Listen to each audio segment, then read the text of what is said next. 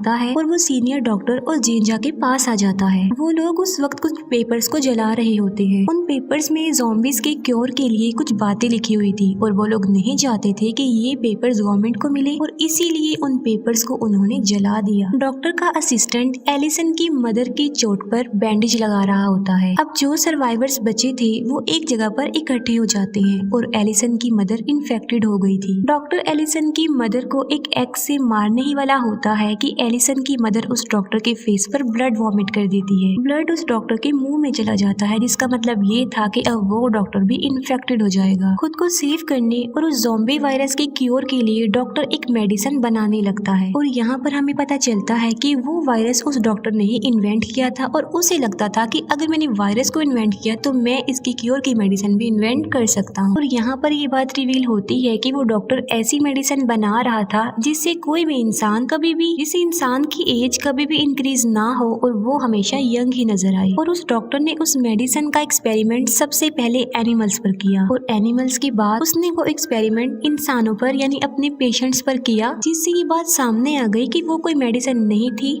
बल्कि वो zombie medicine थी। और यही वजह है कि ज़ॉम्बी वायरस इतना तेजी से फैलता जा रहा था। वो डॉक्टर ज़ॉम्बी वायरस के क्योर की मेडिसिन बनाकर एलिसन की मदर में इंजेक्ट करता है, लेकिन इसका कोई भी फायदा उन्हें नहीं होता। एलिसन का फ्रेंड उस डॉक्टर से पूछता है कि आखिर इस मेडिसिन को बनाने का आइडिया था किसका, और वो डॉक्टर बिल्कुल स्लो वॉइस पे कहता है कि जेंजा का आइडिया था ये। तब उस वार्ड बॉय के अलावा किसी को भी जेंजा का नाम सुनाई नहीं देता। तब वो डॉक्टर लाउड वॉइस में जेंजा का नाम बोलने लगता है, लेकिन इससे पहले कि वो जेंजा का नाम लेता वो उसे मार डालती है। जेंजा ने उस डॉक्टर को इसलिए मारा क्योंकि वो नहीं चाहती थी कि उसका राज सबके सामने खुल जाए। जेंजा कहती है कि मैंने इस डॉक्टर को इसलिए मारा क्योंकि वो इन्फेक्टेड था और थोड़ी देर बाद उसने ज़ॉम्बी बन जाना था, जो हमारे लिए खतरा था और वो किसी को भी नुकसान पहुंचा सकता था। अब एक और डॉक्टर और एलिसन का फ्रेंड जो कि मेडिकल स्टूडेंट था, वो दोनों अब ज़ॉम्बी के क्योर की मेडिसिन बनाने की कोशिश करते हैं। अब जैसे ही वो डॉक्टर क्योर का इंजेक्शन एलिसन की मदर को लगाने लगता है तो एलिसन की मदर उसे काट लेती है। अब डॉक्टर को पता था कि मैं भी इन्फेक्टेड हो जाऊंगा और ज़ॉम्बी बन जाऊंगा, तो वो एक कटर से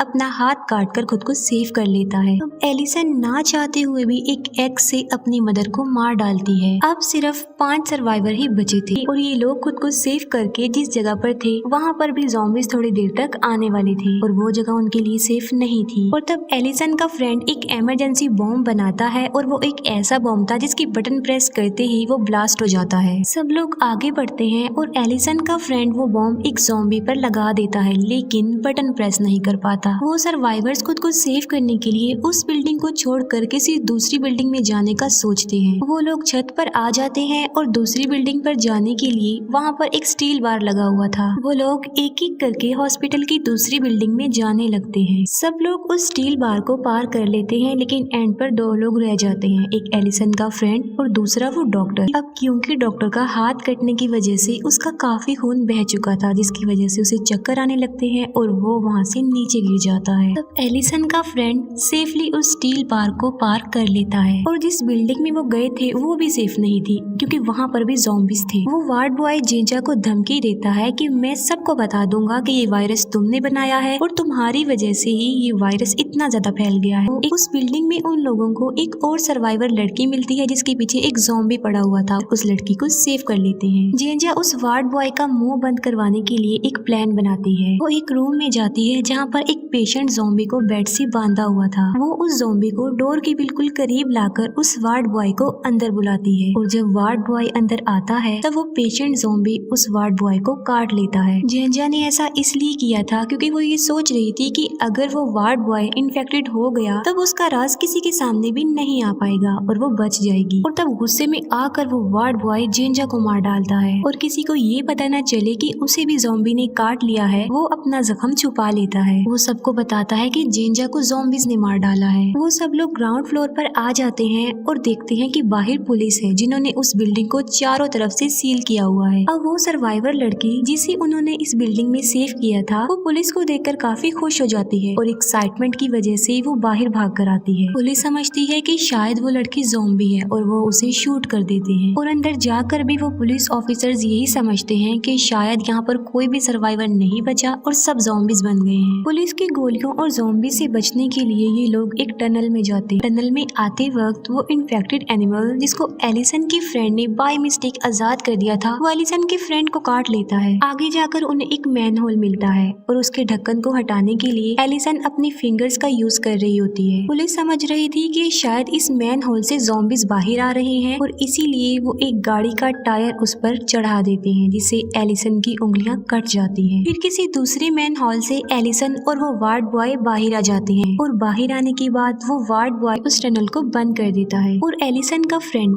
जो कि इन्फेक्टेड हो गया था और वो अकेला ही उस टनल में रह जाता है। बाहर एलिसन और वो वार्ड बॉय एक गाड़ी में बैठकर वहाँ से भाग जाते हैं। रास्ते में एलिसन गाड़ी को रोकती है और वो वार्ड बॉय जो कि अब ज़ॉम्बी बन गया था वो एलिसन को मारने लगता है, लेकिन एलिसन उस वार्ड बॉय को कार से क्रश कर देती है। टनल के अंदर एलिसन की फ्रेंड को वो ज़ॉम्बी मिलता है जिस पर उसने वो इमरजेंसी बॉम्ब लगाया था। वो इमरजेंसी बॉम्ब के बटन को प्रेस कर देता है और खुद भी इंजर्ड हो जाता है, लेकिन अब वो भी वहाँ से निकलकर बाहर आने में कामयाब हो जाता है। एलिसन जो कि गाड़ी में बैठकर आगे बढ़ रही होती है, आगे जाकर वो अपने इन्फेक्टेड फ्रेंड को देखती है और एलिसन समझती है कि शायद उसका फ्रेंड अब ज़ॉम्बी बन गया है और वो उसे क्रश कर देती है। उसकी डेड बॉडी और उसका ब्लड अपनी गाड़ी पर देखकर एलिसन को काफी दुख होता है और उसे अपनी गलती का पछतावा होता है और एलिसन वार्ड बॉय की डेड बॉडी को पीछे मुड़कर देख रही होती है और क्योंकि वो काफी स्पीड में जा रही थी जिसकी वजह से गाड़ी कंट्रोल से बाहर होने की वजह से एक ट्री से टकरा जाती है और इस एक्सीडेंट में एलिसन की भी मौत हो जाती है। सब लोग मर चुके थे और इसके साथ ही ये मूवी यहीं पर एंड हो जाती है।